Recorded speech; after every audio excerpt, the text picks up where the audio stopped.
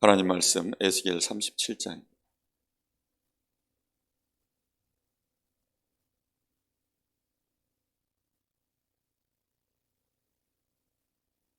에스겔서 37장 1절부터 10절입니다.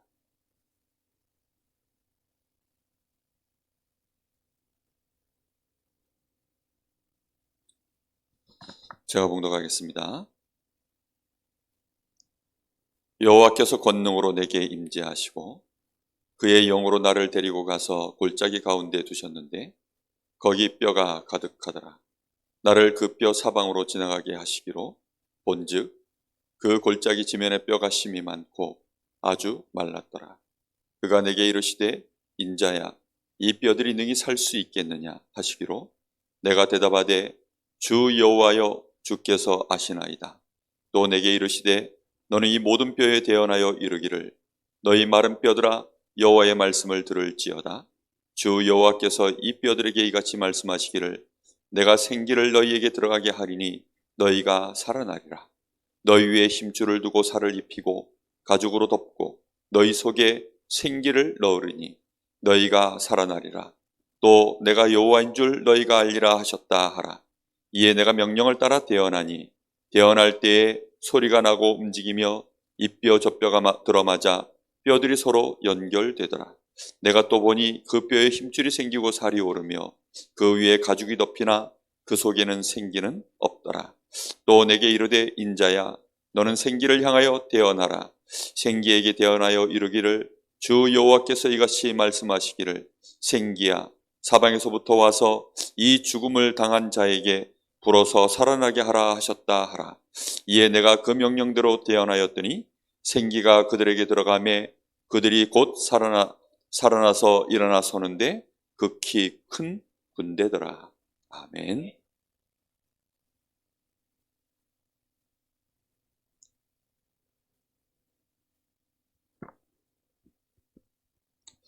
오늘은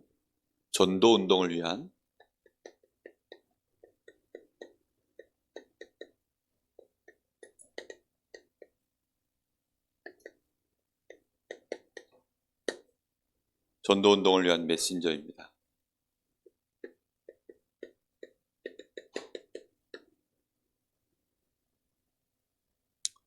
세계복음화 우리가 정말 하려고 하면 반드시 세 가지를 우리가 준비해야 됩니다. 전도학교는 이 사실에 대하여 항상 우리에게 마음에 일깨우고 실제 이것을 우리의 마음속에 언약으로 담고 준비할 수 있도록 계속 흐름을 만들고 실제적으로 메시지를 전달하고 그런 일꾼들을 키우는 곳입니다. 세계복음화 하려고 하면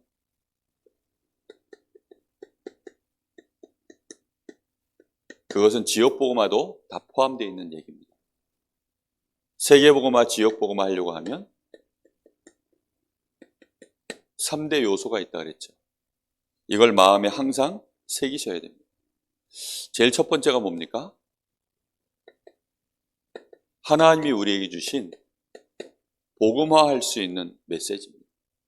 사람의 생명을 건져내고 또 그를 구원해내고 그 속에 하나님의 중요한 계획들을 전달하고 이런 것들은 전부 메시지를 통해서 전달되어집니다. 그래서 이 메시지는 한마디로 말하면 우리의 눈입니다. 모든 것을 보는 우리의 기준입니다. 우리의 눈이에요, 눈. 메시지를 통해서 세상을 보는 것입니다. 우리가 어떤 메시지를 가지고 있냐에 따라서 보는 눈이 다 다르거든요. 현장에 대하여, 사람에 대하여, 만남에 대하여 우리의 눈이 하나님이 원하시는 눈이 되려고 하면 하나님의 메시지가 우리의 가슴 속에 들어있어야 돼요. 그래서 오늘도 하나님이 이 에스겔에게 인자야, 이 마른 뼈들이 살겠냐? 너는 내 말씀을, 내가 하는 말을 되어내라. 하나님이 그 주시는 말씀을 가지고 마른 뼈들을 쳐다볼 때에는 눈이 달라지는 거예요. 이게 마른 뼈구나, 악취가 나는구나, 이건 망했구나, 이런 눈으로 보는 것이 아니고 하나님이 주시는 메시지를 가지고 그 현장을 쳐다보면 그때부터 올바른 눈이 되어지는 것입니다. 정확하게 말하면 하나님이 보기를 원하는 것을 그 관점으로 우리가 봐야 우리의 눈이 하나님이 원하시는 것을 보는 거죠. 많은 세상에서 말하는 것 기준으로 봐봐야 사실 세상 것 쫓아갈 수밖에 없잖아요. 세상에서 원하는 것을 내가 그것을 가슴에 품고 보면 그럴 수밖에 없죠. 그래서 이것은 세계복음화의 내용입니다. 그리고 이런 내용들, 이 메시지는 그냥 준비되는 것이 아니라 우리가 훈련을 통해서 모든 것들이 준비되어지는 것입니다. 자, 그렇게 되어지면 이제 우리에게 정말 중요한 게 뭐냐면 이제 오늘 나누는 메신저입니다. 누가 들고 가느냐가 정말 중요해요. 뭐 메시지가 중요하지 메신저가 그렇게 중요하겠냐. 편지를 우리는 들고 가서 전해주기만 하면 되지. 그 편지를 읽고 그 사람이 바뀌면 되는 거지. 뭐 전달하는 사람이 그렇게 중요하겠냐. 그런데 실제로 사람을 가서 우리가 만남을 가질 때에는 메시지만 전하는 게 아니잖아요. 이 메시지가 전달되다가도 메시지가 끊어져 버려요, 어느 날. 왜 그러죠? 메신저 때문이에요. 사실 이 메신저가 이 사람에게 어떤 이미지냐에 따라서 지금 이 속에 있는 이 편지가 신빙성이 달라져요. 이 사람이 이 받은 메시지가 이게 정말 확실하냐 아니냐는 누구에게 달렸냐? 사실은 전달하는 사람이에요. 그러다 보니까 이 전달하는 사람이 이것을 전달해 주는데 받는 자가 물론 말씀 한번 딱 받고 바뀔 수도 있고 다 할 수 있습니다. 그런데 실상 현장에서 해보면 안 그렇잖아요. 거기 가서 사람을 부딪히고 만나고 그 모든 것들을 인도받는 것은 누가 하느냐? 그 실제 만남 속에서 진행되는 거기 때문에. 그래서 메신저가 굉장히 중요합니다.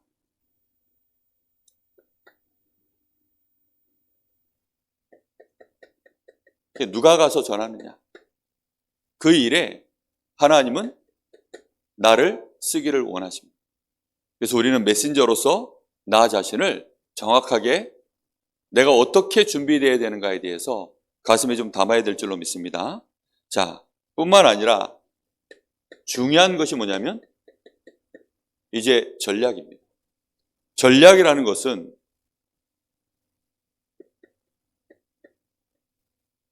이제 어떻게 이 메시지를 가서 들어가게 할 것이냐. 어떻게 하면 모든 사람에게 이 복음의 메시지가 들어가게 만들 것이냐. 이런 부분들입니다. 이걸 놓고 우리가 지역 복음화, 세계 복음화를 위해서 어떻게 내가 실천해야 될 것인가. 그래서 이 부분은 함께의 비밀입니다. 우리 주님과 내가 함께 동행하고 또 우리 귀중한 팀들과 함께 동행하고 이 속에 사실은 모든 전략들이 나오게 되어 있어요. 성경적인 전도운동의 전략은 20가지 전도 전략, 62가지 많은 것들이 계속 나오고 있지만 사실은 5기초에서부터 시작되어집니다. 다락방, 팀사역, 미션홈 전문교회, 지교회. 사실 그게 답니다. 특히 다락방에서부터 시작되어져요. 정확하게 말하면 마가의 다락방에서부터 시작되어진 것입니다. 그럼 나머지는 어떻게 되느냐? 우리가 길을 알고 있으면 하나님이 응답하시는 것들을 볼 수 있는 응답으로 20가지 전도 전략이 우리에게 응답되어져 오는 거예요. 이것을 미리 이제 응답으로 맛보고 이렇게 하나님 앞으로 응답하실 것입니다에 대한 성경에 있는 중요한 자료들을 가지고 찾아낸 거고요. 진짜 중요한 시작은 어디냐? 마가의 다락방에서 시작되어진 것입니다. 예수님이 3년 공생애 동안 진행하셨던 그 제자들과 함께 동행하시면서 그 제자들을 실제로 많은 부분들을 현장을 보여주고 예수님이 직접 보여주시고 그리고 그 제자들에게 실제 맡겨도 보시고 그 제자들 실수에도 또 그들을 찾아가시고 위로하시고 세우시고 그리고는 그들에게 세상을 정확하게 보여주고 미션을 주시고 성령의 충만함을 받을 수 있도록 마가의 다락방에 모이도록 하게 한 그 자리까지가 성경적인 전도운동의 사실은 키입니다. 그래서 우리 교회가 지금 사실은 저는 마태복음을 쭉 강단에서 나누면서 3년 공생애라는 마음으로 마태복음을 읽어가고 있습니다. 저도 마찬가지고 우리 중직자들도 마찬가지고 우리 성도들도 마찬가지고 지금 요 정도 진도로 나가면 한 3년 걸릴 것 같아요. 마태복음 끝나는데. 근데 3년 안에 가능하면 끝내야지. 벌써 1년 하고도 몇 달이 지났어요. 근데 이제 10장입니다. 10장. 아마 3년 안에 끝나겠죠? 예. 중요한 건 뭐냐? 그 속에서 우리가 뭘 많이 대단한 걸 하는 게 아니고 실제 하나님이 우리에게 정말로 원하시는 우리의 눈이 바뀌고 그리고 내가 만남 속에서 이 바뀐 눈을 가지고 사람들을 만났을 때 이 만남 속에 이 눈을 가지고 이 사람들을 이 현장이 보여져서 그 사람들에게 이 복음의 메시지를 얼마만큼 제대로 내가 주님과 함께하는 것을 누리면서 현장에다가 이 복음운동, 생명운동할 수 있는 플랫폼을 깔아 들어갈 것이냐. 이제 이런 부분들이 아주 중요합니다. 자, 특히 우리가 이 전도운동 제대로 하려고 하면 그래서 오늘은 이 메신저인데요. 이 메신저는 사역자라고 하죠. 이 사역자는 항상 확인하고 점검해야 될 내용이 있습니다. 이 사역자 자신이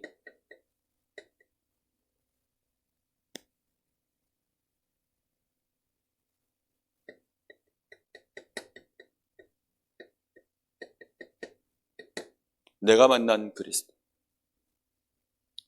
여기에 대하여 정확하게 점검되어져야 됩니다. 마태복음 16장에 예수님이 사람들이 나를 누구라 하더냐 세례 요한 같다고 합니다. 보통 사람들은 이런 걸 많이 원합니다. 이것은 우리가 잘 아는 메시지죠. 굉장히 정의로운 걸 원해요. 사람이 반듯해야죠. 속이지 않고 뒤에서 딴말하지 않고 정말 앞모습과 뒷모습이 같은 어떤 그런 모습들 사람들은 원합니다. 이런 걸 하게 되면 사실은 이제 우리는 비판 속으로 나도 모르게 슬슬 빠져들어갑니다. 내가 만난 그리스도 엘리야 같다고 합니다. 이 엘리야는 굉장한 신비운동의 대표적인 모델이죠. 근데 이런 걸 체험하고 나면 신비운동 체험하잖아요? 그럼 이제 내가 본 거예요. 실제로 내 몸으로 겪은 거예요. 근데 그걸 신비적인 걸 체험한 거예요. 초월적인 것들을. 그러면 그때부터는 그게 나에게는 뭐가 되느냐? 굉장히 맹신이 되어집니다. 왜냐하면 내가 봤고 내가 느꼈고 체험했고 들었으니까. 이러기 때문에 이런 것들이 잘못하면 굉장한 맹신으로 빠져들어요. 또 예레미야 같다고 합니다. 이거는 박예입니다. 사실 부흥하는 교회들 보면 이제 요 둘 중에 하나예요. 엘리야 같다 합니다. 예레미야 같다 합니다. 이런 걸 굉장히 강력하게 이런 색깔이 나타나면 그런 것을 좋아하는 성향이 있는 사람들이 몰려갑니다. 근데 중요한 건 뭐냐? 이런 쪽으로 빠져들어가기 시작하면은 막 이제 사람들이 눈물을 흘리고 사랑을 하지만 결국은 영적 문제 치유가 안 돼요. 근본적으로 하나님과의 관계가 올바르게 회복되지 않습니다. 어느 날 이런 눈물을 하는데 결국은 상처가 그냥 약간 이렇게 눌려있고 보호져 있고 포장되어 있을 뿐이지 그 이상도 아니에요. 사람들이 근데 이런 것을 되게 위로받으려고 합니다. 그래서 어떤 분은 천주교에서 있었던 뜨레스디아스 그 사랑 공동체 사랑과 관련된 굉장한 이런 이제 수고하고 헌신하고 막 그런 프로그램이 있나 봐요. 어떤 분이 저보고 거기를 가자고 몇 번을 그랬는데 자기가 돈 될 테니까 한번 갔다 오자고. 근데 결국은 그걸 그렇게 주장하시던 분이 사랑에 목말라서 딴 데로 가버리셨어요. 그거 보니까 그렇지. 사람들은 그런 것도 원하지. 맞아요. 정말 사랑해야 됩니다. 근데 여러분, 우리가 이런 눈으로 쳐다보면 하나 더 쓰고 얘기할게요. 선지자. 사실은 이런 사람들 이제 하나님의 말씀, 특히 율법. 근데 문제는 이런 것들을 자꾸 얘기하면 결국은 어디로 빠지느냐? 율법주의로 빠져요. 이게 율법이 나쁜 게 아니라 율법주의로 빠집니다. 복음 정확하게 모르면 이게 다 좋은 거예요. 다 좋은 건데 안타까운 것은 박애주의로, 신비주의로 뭐 정의 구현 뭐 이런 주의로 자꾸 빠져들어가는 것입니다. 이게 다 좋은 거예요. 당연히 좋습니다. 그런데 제가 최근에 우리 마태복음 강단 이렇게 말씀 나누면서 하나님이 제 마음속에 주신 은혜가 하나 있습니다. 사랑한다라는 것이 계속 이제 요즘 또 시작할 때 하나님은 사랑이십니다 이런 얘기 하잖아요. 그리고 제 마음속에 어느 순간에부턴가 정말 영혼을 사랑하고 우리 성도들을 사랑하고 내가 내 자신을 사랑하고 저 현장의 영혼들을 사랑하는 이제 이런 부분들에 대해서 하나님 앞에서 계속 하나님이 제 마음속에 뭔가를 두들기셔요. 그러다가 문득 하나님이 저한테 그런 생각을 주시더라고요. 하나님이 우리를 사랑하시는 그 사랑은 어떤 사랑일까? 다 알잖아요. 그렇죠? 우리는 다 아는 것 같은데 구체적으로 생각을 안 해본 거예요. 사실 느낌만 그냥 그래 무조건적인 사랑 그냥 이렇게 생각하거든요. 그럼 하나님이 나에게 주신 사랑은 그 사랑의 근본 베이스에는 긍휼이 깔려 있구나. 하나님이 나를 불쌍히 여기시는 그게 깔려 있구나. 왜요? 사랑할 만한 구석이 아무것도 없어요. 다른 사람은 어떤지 모르겠는데 제가 저를 볼 때는 사랑할 만한 구석이 없어요. 그래서 이런 걸 가지고 저한테 들이대면 저는 예수 못 믿습니다. 제가 믿는 예수는 이런 분으로 내가 쳐다보면 내가 예수 믿을 자격이 없어요. 도저히 나하고 안 맞아요. 이런 것은. 근데 어느 날 내가 문득 이런 생각이 드는 겁니다. 내가 우리 집사람을 사랑한다? 내가 우리 자녀를 사랑한다? 우리 성도들을 사랑한다? 내가 나하고 관계 좋은 성도들 말하는 게 아닙니다. 나하고 뭔가 껄끄럽고 우리 집사람하고도 또 내가 좋아하는 면이 있고 나하고 안 맞는 면이 있고 어떤 건 나를 힘들게 하는 면도 있고 이럴 거 아니에요. 그럼 그런 면들 속에서 내가 무슨 마음으로 이 사람을 사랑해야 되나? 답이 딱 하나밖에 없더라고요. 알면 알수록 사람은 연약하고 시간이 지날수록 무너지고 결국은 한계에 부딪혀 있고 긍휼이구나. 결국은 긍휼이 사랑이구나. 하나님이 우리에게 향하시는 사랑은 긍휼이구나. 정의를 갖다 들이대기 전에 긍휼이구나. 눈물을 흘리기 전에 긍휼함. 많은 능력을 행하기 전에 그 긍휼함 때문에 우리가 뭔가 율법을 들이대기 전에 그 긍휼함 속에서 이게 정말로 중요한 것이구나. 교회 안에 연약한 자, 성도들이 목회자를 봤을 때 긍휼함을 가지고 쳐다봐야 됩니다. 그게 하나님이 말씀하시는 사랑의 아주 중요한 근간이에요. 하나님이 우리를 긍휼히 여기셔서 그래서 우리에게 직접 우리 죄를 친히 대신 피 흘려 주시려고 자기를 희생하시려고 우리를 긍휼히 여기셔서 이 사단에게 속아서 사단의 자녀로 사단의 원하는 것들을 일평생 우상 숭배하며 사단을 쫓아갔던 우리를 그 사단의 관계에서 우리를 끊어내시고 그 사단의 권세를 꺾어내시고 지옥으로 가야 되는 우리를 하나님이 저 천국을 친히 준비하시고 우리를 위하여서 그 수고하심으로 말미암아 그리스도의 이 일이 완성되어졌어요. 긍휼함이 없다면 사랑하는 게 아니구나. 저는 제 마음속에 그게 근래에 들어서 너무 와닿아요. 긍휼히 여기지 못한다. 긍휼의 반대는요 정말 많습니다. 긍휼이 없는 사랑은 애증 관계로 갑니다.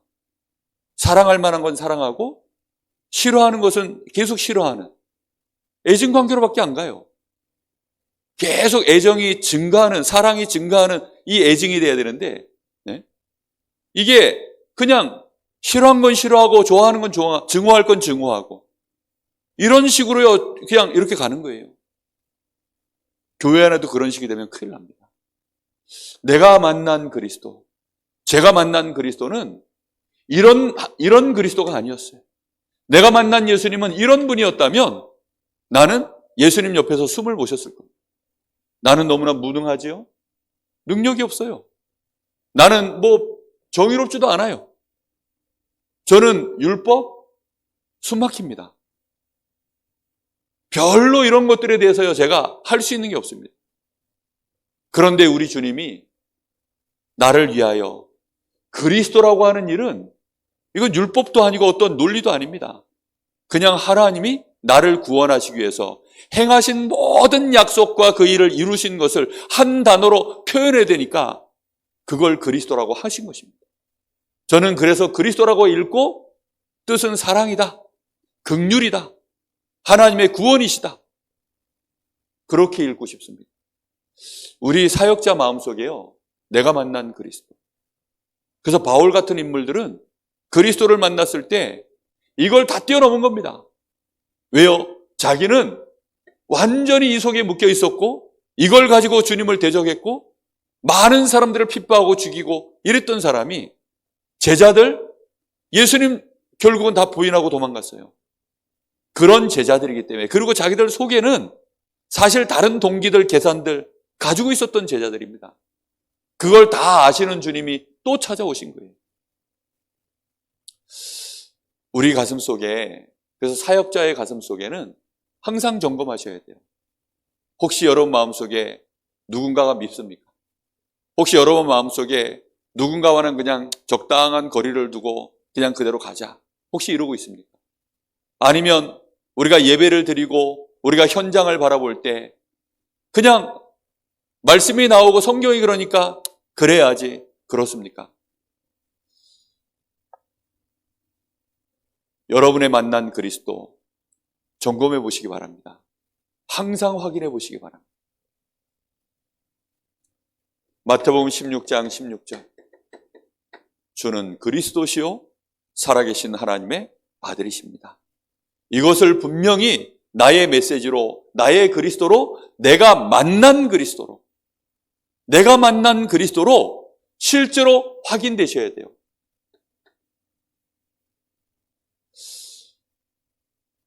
그렇게 되어지면 이제 이분을 정확하게 내가 소개할 수 있는, 내가 뭔가 그리스도에 대해서 소개할 수 있는 메시지가 준비되어야 되겠죠. 내가 만난 그리스도를 소개하는 메시지. 이 사람한테 소개할 때 왜 소개할까요? 내가 만난 그리스도 자랑하려고 그러는 것이 아닙니다. 목표는 뭐냐? 이 사람이 예수님 영접해서, 이 사람의 인생이 예수님을 영접함으로 말미암아 이 사람의 신분, 다시 말하면 운명이 바뀌어지도록 내가 메시지를 전달하려고 하는 거 아닙니까? 내가 만난 예수님, 내가 만난 그리스도를 이 사람한테 내가 정확하게 간증해서 메시지를 전달해서 나에게는 간증이지만 듣는 사람에게는 메시지가 돼야 돼요. 그렇게 해서 이 사람도, 나도 예수님을 나의 그리스도로 내가 영접하기를 원합니다. 그래서 이 사람의 인생이 신분이 바뀌고 결국은 이 사람 인생의 삶을 살아가는 데 있어서 현장이죠. 결국은 이 현장에서 이 사람이 이 메시지로 분명한 답을 얻도록 그리스도에 대하여 점점 더 알아가고, 그리스도 안에서 바뀌어진 이 신분 속에서 어떤 내가 축복을 받았는지 그 축복의 말씀들을 메시지를 통해서 계속 내가 전달할 수 있는 이런 것들이 준비되어져야 돼요. 현장 메시지가 준비되어야 됩니다.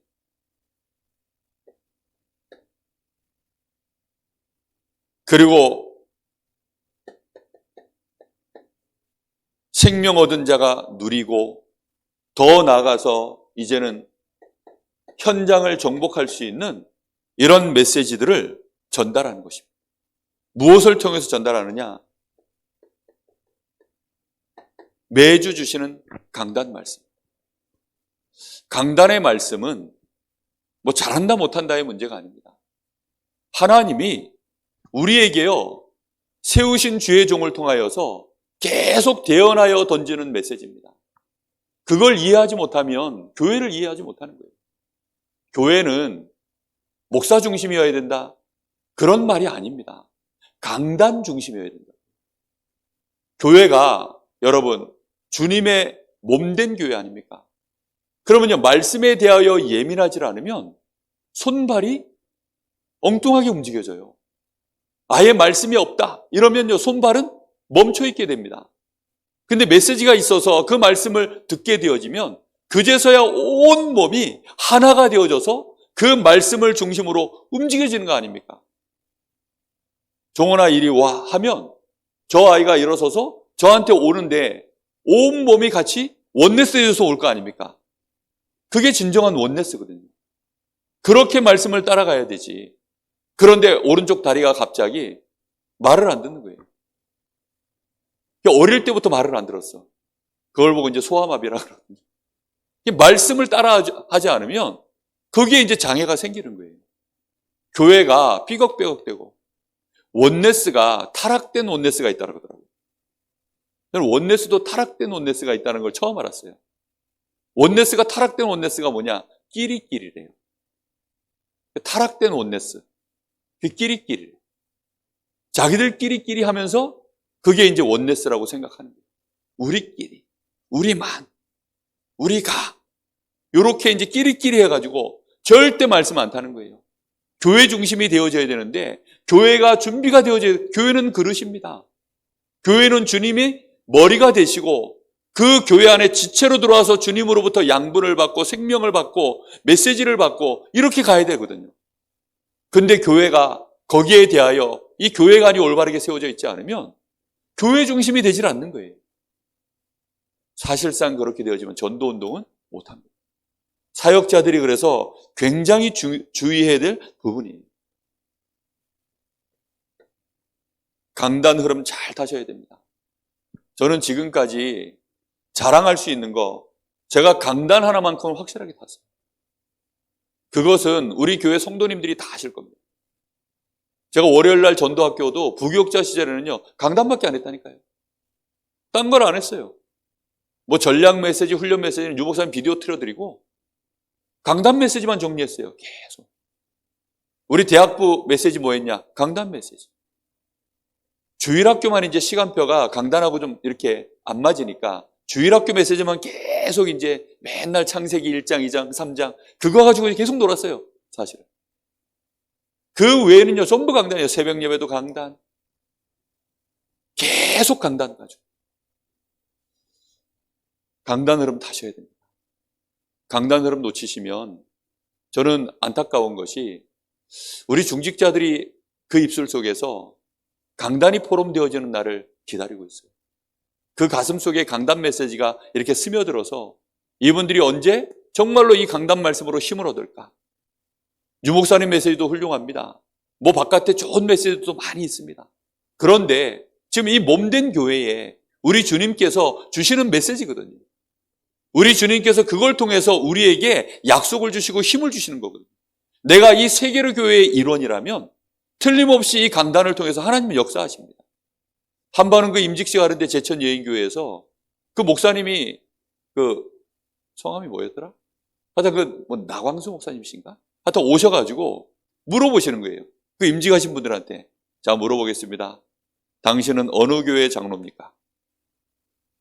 당신은 어느 교회의 장로입니까? 제천 여인교회입니다. 근데 내가 딴 데 가보니까 임마누엘 서울교회 장로 같던데? 그러니까 유광수 목사님 메시지만 이거고 자기 강단은 시원찮다 이거예요.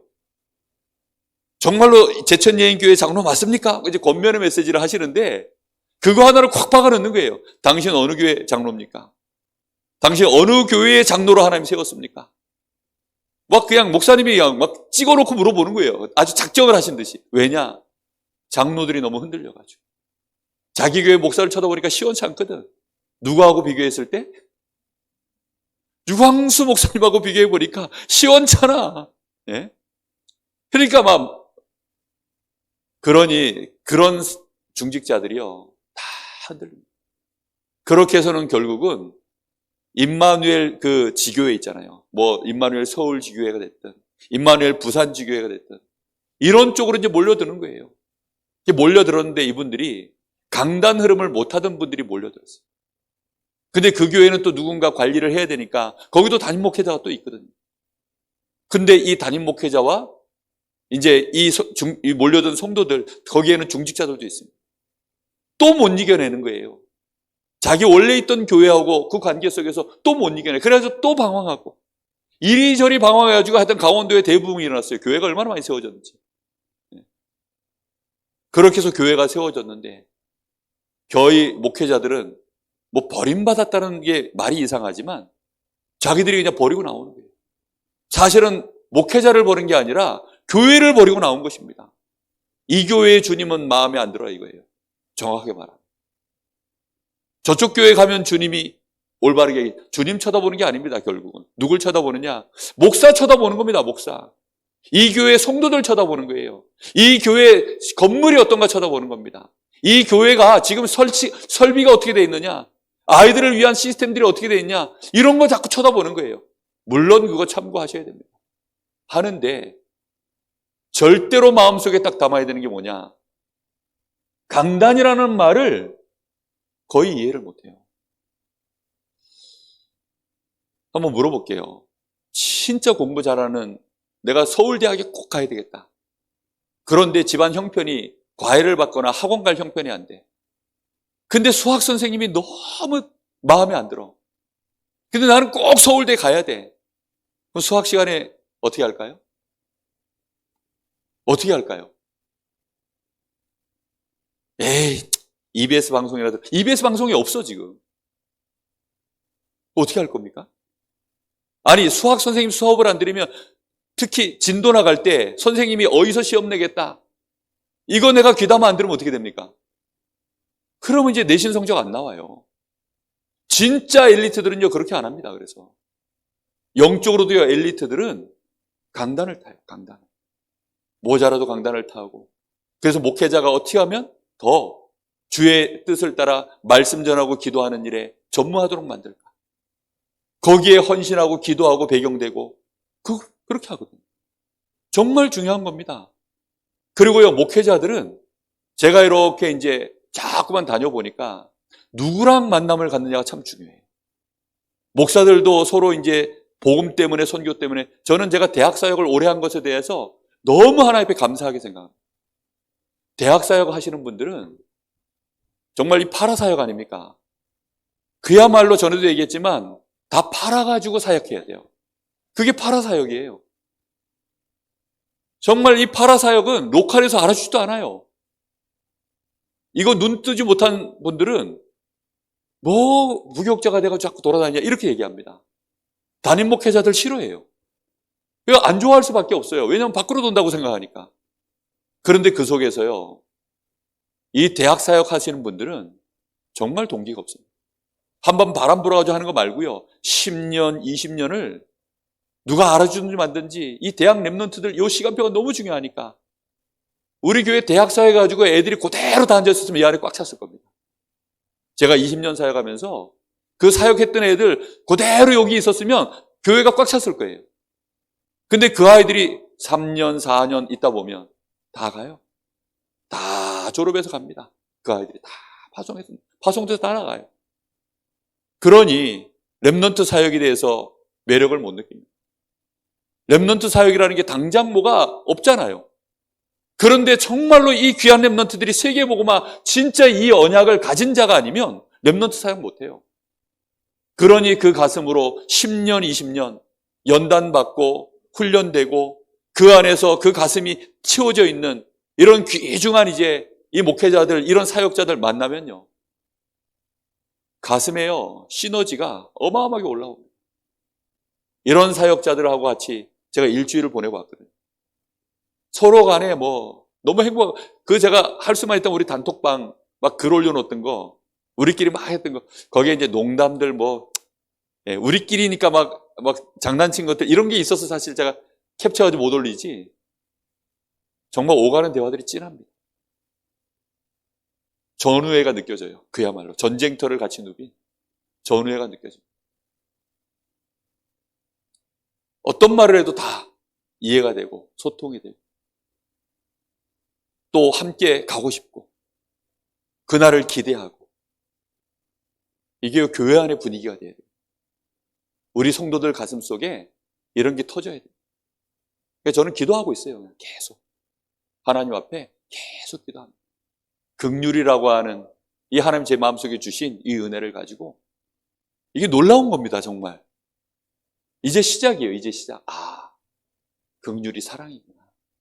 사랑한다는 것은 긍휼함에 없으면 그건 안 되는 거예요. 억울한 일 당해도 긍휼함, 불편한 일 당해도 긍휼함. 조금 마음에 안 맞는, 좀 나도 예전에 싸가지 없는 짓 지금도 많이 하고 있고 예전에도 많이 했지만 그런 인간 만나도 긍휼함으로, 모든 걸 긍휼함으로 수용하고 또 수용하고, 하나님 주신 은혜로 초월하고. 말씀이 답니다, 여러분. 조금 부족해도 함께 가셔야 돼요. 연약해도 함께 가셔야 돼요. 목사가 강단에서요, 편안하게 말할 수 있으면 얼마나 좋을까요? 제가요, 긴장 탄다니까요. 우리 성도들 어떻게 하면 이 말씀 마음문 열고 듣게 만들까? 좀 고급지게 말씀을 들어야 열릴 것 같은 사람한테는 어떻게 하면 좀 고급지게 할까? 그런 고민 때문에 쓸데없이 고민을 하는 거예요. 그냥 대충 얘기해도, 편안하게 그냥 아저씨처럼 얘기해도 마음은 활짝 열려 있으면 척하면 척 알아들을 수 있을 텐데, 쿵 하면 담 넘어 뭐 하는 소리라고요? 호박 떨어지는 소리 이렇게 딱 돼야 되는데, 꼭 담 넘어 호박 떨어지는 소리가 이렇습니다 하고 쿵 하고 얘기해줘야 이렇게 알아듣는, 뭔가 아직까지도 느낌상 그래요. 그러니까 사설이 길고 뭐 예화를 많이 들어야 되고 자꾸 그렇게 가야 돼요. 기도하고 있습니다. 우리 새 가족들 정말 빨리 이런 시간표 넘어서야 되거든요. 그걸 도와줄 수 있는 귀중한 사역자들. 내가 만난 그리스도가 누구냐에 따라서 이게 응답으로 다 준비가 되어져. 저는 이 은혜가 충만하지 못한 상황에서 메시지 훈련을 참 많이 받아가지고 메시지 전할 때 이렇게 나가더라고요. 어떨 때는 정의롭게, 내가 힘 좀 있을 때는 막 이렇게, 좀 더 뭐 좀 내가 은혜 좀 받으면 또 좀 이렇게, 어떨 때는 막 이런 율법주의 비슷하게. 내가 전한 복음들이 그랬더라고요. 우리가 정말 이 사역자 하나가 너무 중요하거든요. 사역자 한 사람.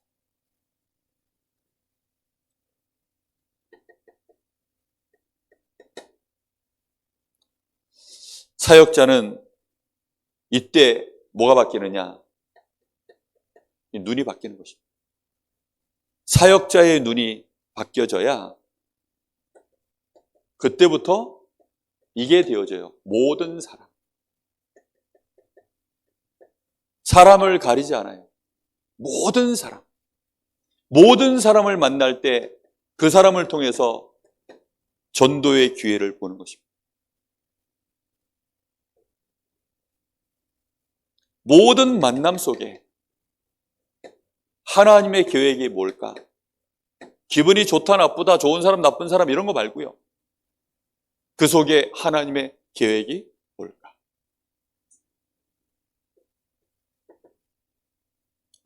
모든 장소에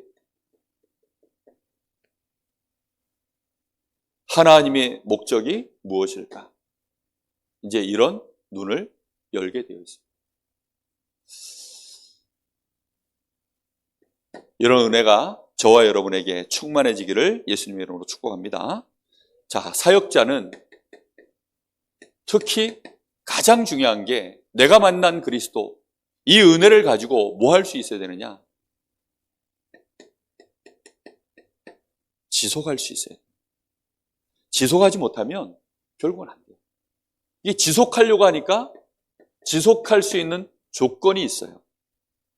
내가 만난 이 그리스도로 말미암아 이게 점점 뿌리가 내리셔야 돼요.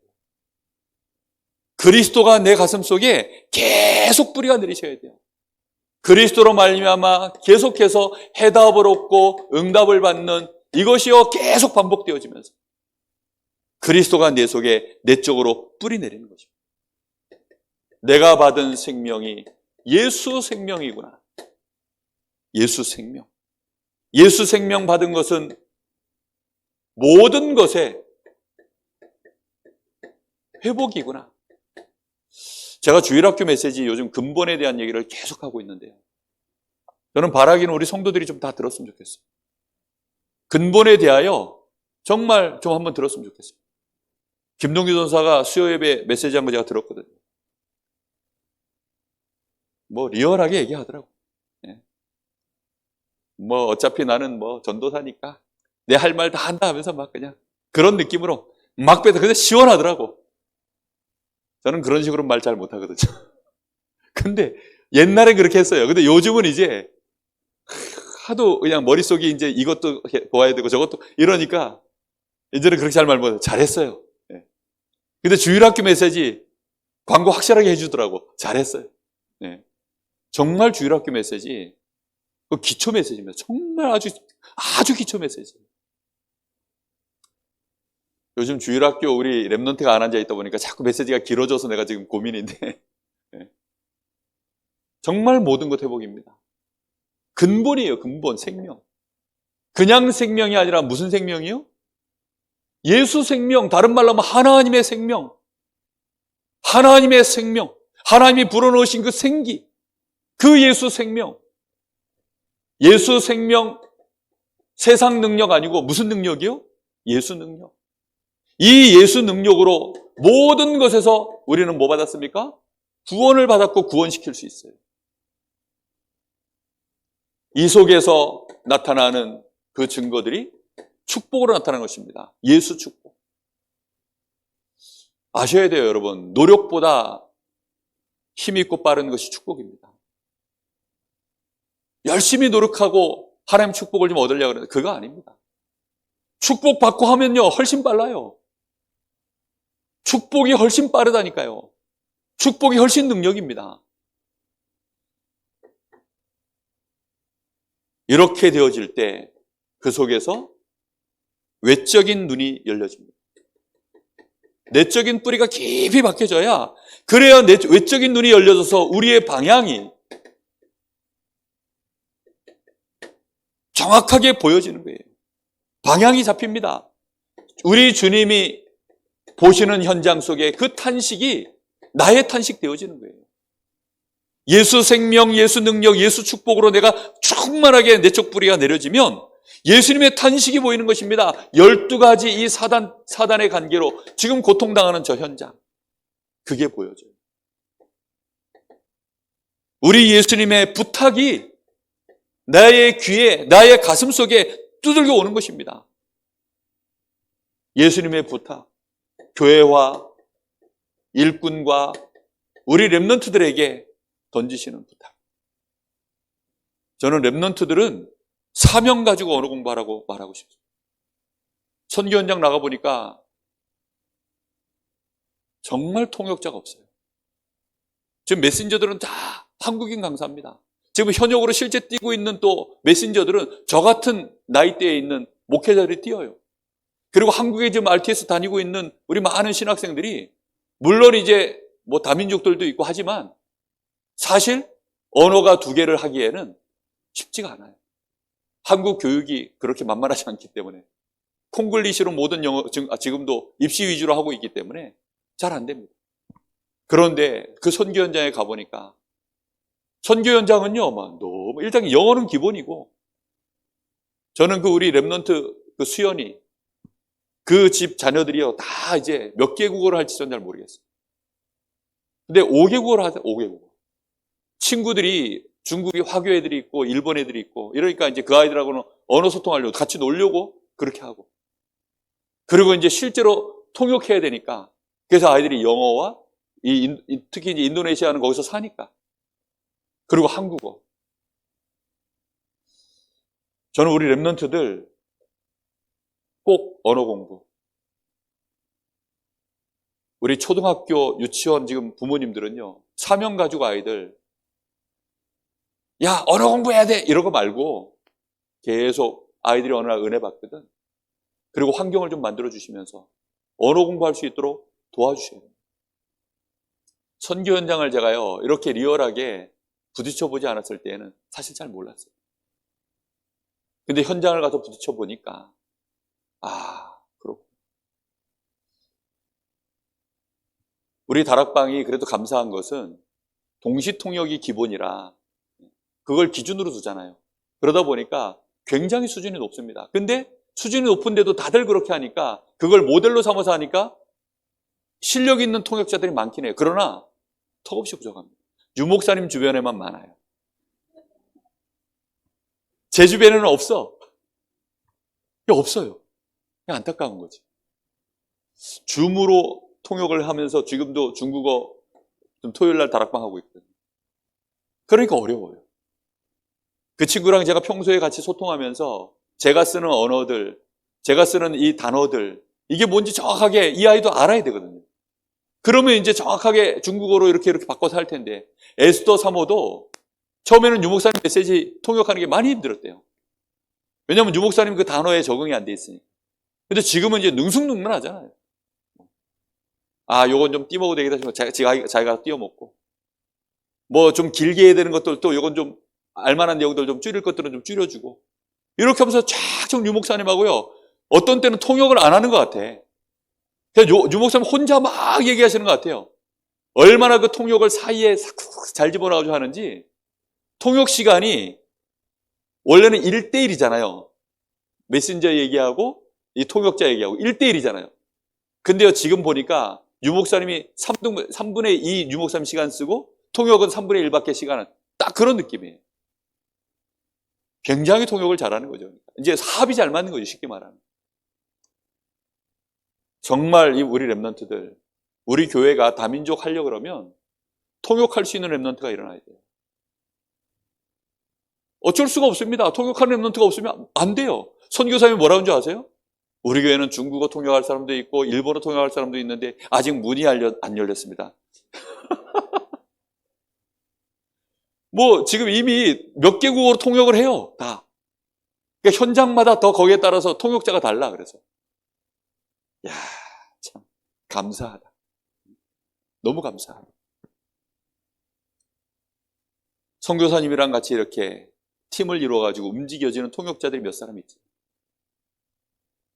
정말 통역자뿐만이 아니라 산업인들, 실제 중직자들, 또 교회가 이렇게 함께 우리 주님의 부탁을 따라서 한 방향으로 나아갈 수 있는 이런 눈들이 자꾸 열려지는 겁니다.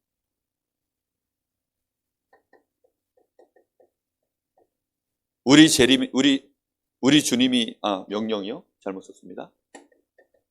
결국은 우리 주님이 부탁한 것도 있지만 명령하신 것이 있습니다. 그게 바로 성경적인 전도운동 하는 것입니다. 이 역사를 우리는 정확하게 보면서 이제 나아가는 것입니다. 내적인 뿌리가 내려지고 외적인 눈이 열려지면 이제부터는 뭐 할 수 있습니까? 그제서야 이제 계속해서 가는 거죠. 아니 어느 날 내가 길이 안 보이는데 어떻게 갑니까? 길이 보여야만 계속 가는 거예요. 그래서 내적인 뿌리가 있고 외적인 눈이 열려져야 길이 계속 보이니까 이제 그 길을 가는 겁니다. 가면서 뭐 하느냐? 누리는 겁니다. 누구와 동행하느냐? 우리 주님과 동행이 시작되는 거예요. 우리 주님이 가시는 길을 내가 함께, 우리 주님이 원하시는 곳을 내가 함께 주님과 동행하면서 가는 것입니다. 그걸 보고 임마누엘, with 임마누엘 원네스, 이 축복을 실제로 누리며 가는 것입니다. 그리고 우리 주님이 나에게 맡기신 그 권세를 내가 대행하는 거지요. 예수 권세. 이 권세를 쓰면서 가는 것입니다. 그게 기도예요. 그래서는 우리 주님이 언제까지 지속합니까? 우리 주님이 재림하시는 그날까지. 우리 주님의 모든 재림의 시간표가 어디에 맞춰져 있어요? 전도에 맞춰져 있습니다. 여기에 목적을 두고 지속해서 계속 가는 거죠.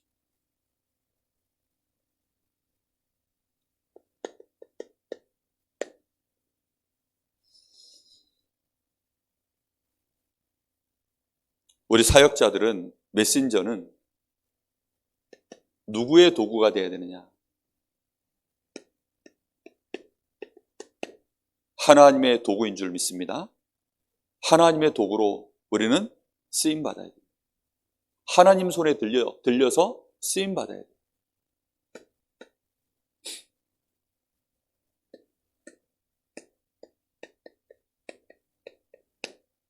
되어지는 분이 지금 나와 함께 하십니다. 내가 이 축복을 계속 누리는 거예요. 성령이 내 안에, 성삼위 하나님이 내 안에 함께 하시는 축복을 내가 계속 누리는 것입니다. 그러면 어느 날인가 나도 이런 사람이 되어지는 나. 기도가 되어지고 말씀이 묵상되어지고 예수 은혜에 내가 감격이 되어지고 내 입에서 찬양이 나와지고 내가 만난 그리스도가 내 입에서 증거되어지고 어떤 사람도 수용되어지고 그를 긍휼히 여기게 되어지는 몸부림치는 거 말고요. 해야 되니까 해야 되는 이런 거 말고요. 정말 되어지는 그런 시간표가 계속 되어지는 분과 내가 함께하면 그 은혜를 내가 누리기 시작하면 되어지는 나, 이 시간표가 옵니다. 이때에 되어지는 내가 들어가 있는 그 현장을 변화시키는 역사가 일어납니다. 하나님은 우리를 이렇게 쓰시길 원해요. 그러면 이 현장에 변화가 일어나기 시작하면 그때부터 되어지는 응답이 이제 그 현장에 일어나기 시작해요. 그러면 그 현장에 나는 뭘로 서느냐? 내가 증인으로 세움을 받는 것입니다. 우리는 메신저입니다. 메신저는 그래서 항상 준비하셔야 됩니다. 준비하셔야 되는 게 뭐냐? 언어 준비하셔야 돼요. 언어 준비한다 그러니까 영어, 중국어 이게 아니라 복음적인 언어. 복음적인 언어는 다른 거 없습니다. 살리는 말입니다. 어떻게든지 살리는 말. 다 죽여놓고 나중 가서 생각나가지고 막 심폐소생술 해가지고 막 불어나가지고 우리가 주로 그렇게 많이 하거든요. 복음이 능력이기 때문에 막 나도 모르게 율법이 확 나가서 일단 한번 창 하고 갈라버리고 다시 막 꿰매고 거기다 막 약 뿌리고 막 우리 그렇게 하거든요. 처음부터 복음적 언어, 살리는 말.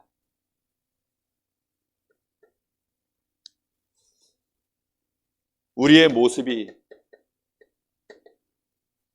복음 때문에 멋있는, 내가 복음을 누림으로 멋있는, 실제로 사람들을 정말 복음 때문에 멋있구나. 하나님과 함께하고 응답받기 시작하면요 멋있어집니다. 그러면서 성령의 마지막 열매가 절제거든요. 이런 은혜까지 우리가 실제로 점점 누려지기 시작하면 달라져요. 그리고 중요한 것이 시간입니다. 시간은 왜 만들어놨죠? 지키라고요. 이 약속, 시간 잡으면 시간 잘 지키셔야 돼요. 또 약속도 좀 잘 조절해서 이렇게 시간도 잡고. 특히 중요한 것이 뭐냐면 시간표입니다. 시간표.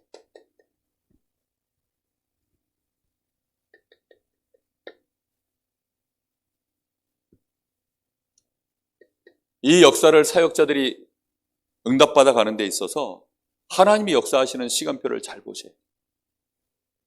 마귀의 시간표는 어제와 미래입니다. 마귀는 항상 옛날 거 얘기하게 돼요. 오늘 말고 내일 거, 다음에. 항상 그렇게 우리로 하여금 과거에 묻기든지 미루든지 자꾸 그렇게 만들어요.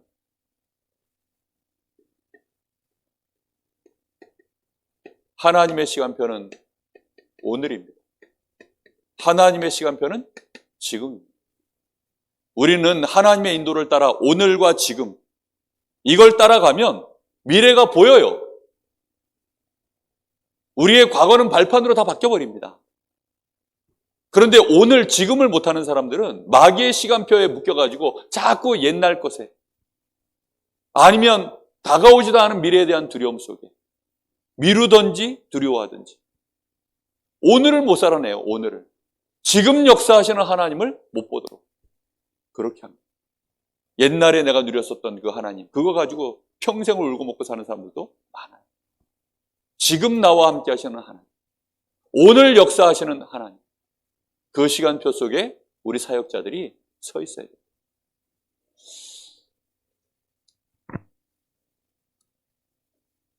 기도하겠습니다. 하나님이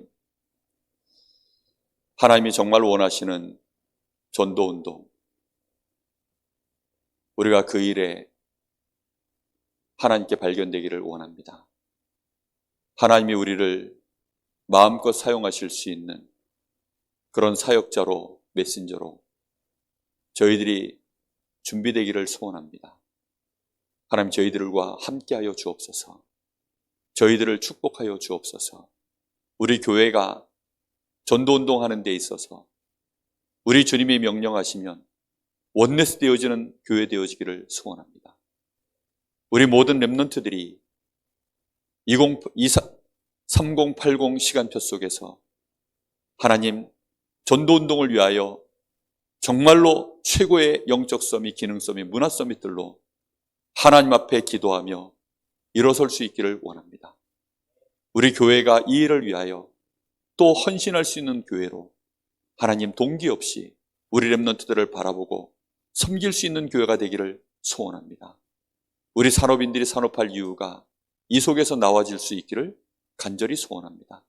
특별히 하나님, 이 강릉 지역에 2300제자, 저 벌어진 70지역 70현장 속에 하나님, 우리 성도들 영안을 뜰 수 있을 만큼 우리 예수님의 생명으로, 능력으로, 축복으로 충만해지게 하여 주옵시고, 우리 예수님의 탄식으로 우리의 눈이 열려질 수 있도록 은혜를 부어주시기를 원합니다.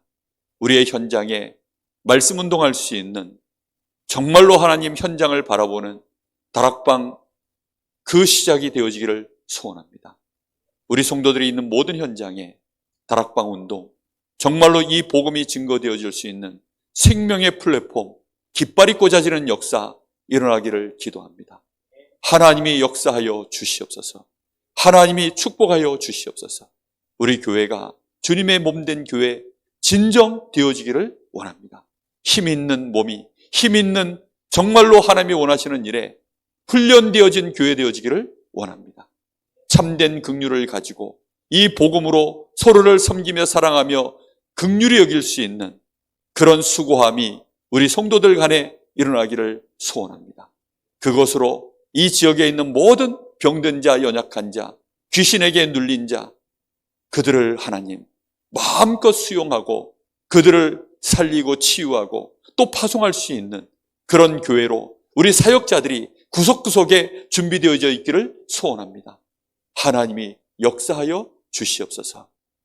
지금은 우리 주 예수 그리스도의 은혜와 우리 아버지 하나님의 크신 사랑하심과 성령의 역사하심이, 하나님이 원하시는 전도운동에 하나님이 원하시는 메시지를 가지고 그 일에 준비된 메신저로 하나님이 원하시는 성경적인 전도운동의 전략을 가지고 민족 237 나라 5천 종족 살리는 일에 진정으로 교회와 함께 원네스가 되어지고 쓰임받기를 원하는 하나님의 사람들 머리 위에 이제와 영원토록 함께 계실지어다. 아멘.